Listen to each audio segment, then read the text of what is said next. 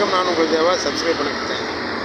தமிழில் வந்து அருமையான வார்த்தைகள் இருக்குது. அன்பு, பிரியம், ரெண்டு ஒன்று போல் தெரியும். ஆனால் ரெண்டுக்கு ரெண்டு வேறு அர்த்தங்கள் இருக்குது. இதுதான் தமிழ் மொழிங்கிறது. அருமையான மொழி. தமிழ் மொழிங்கிறது நம்ம வந்து ஒவ்வொரு எழுத்து வந்து ஒவ்வொரு வார்த்தைகள் வந்து ஒரே அர்த்தங்களை கொடுக்க, வெவ்வேறு அர்த்தங்களை கொடுக்கும்.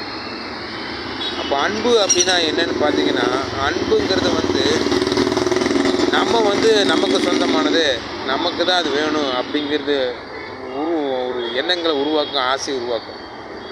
அதுதான் அன்போட உண்மையான பழக்கம். அன்பு வச்சிங்கன்னா அந்த அன்பு வந்து ஆசையை தூண்டும். அந்த ஆசை வந்து அந்த பொருள் நமக்கு தான் சொந்தம், அதை கண்டிப்பாக அடைஞ்சே தெரிஞ்சுக்கிற வெறியை உண்டாக்கும். அது மூலம் பல குற்றச்செயலை ஏற்படுத்தும். ஏன் நம்ம உயிருக்கே கூட ஆபத்து வரலாம். இது வந்து அன்பு வந்து இப்படி செய்யும். ஆனால் பிரியம் வச்சிங்கன்னா அது வந்து எதையுமே எதிர்பார்க்காது. அன்பு வந்து எதிர்பார்க்கக்கூடியது, எதிரியை எதிர்பார்க்காது. நீங்கள் மற்றவர்களுக்கு செய்கிற உதவி வந்து நீங்கள் யாருக்கு பணம் கொடுத்தாலும் சரி, மற்றவர்களுக்கு ஏதாவது என்ன உதவி செஞ்சாலும் சரி, அதை நீங்கள் நினச்சி பார்க்க மாட்டீங்க. திரும்ப செய்யணும்னு நினச்சி பார்க்க மாட்டீங்க. அவங்க நல்லா இருக்கணும், அவ்வளோதான்.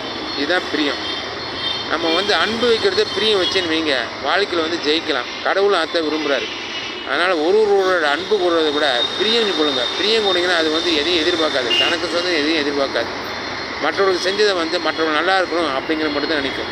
அதனால் எல்லோரும் பிரியமுடன் இருங்க மக்களே. நன்றி, தேங்க்யூ.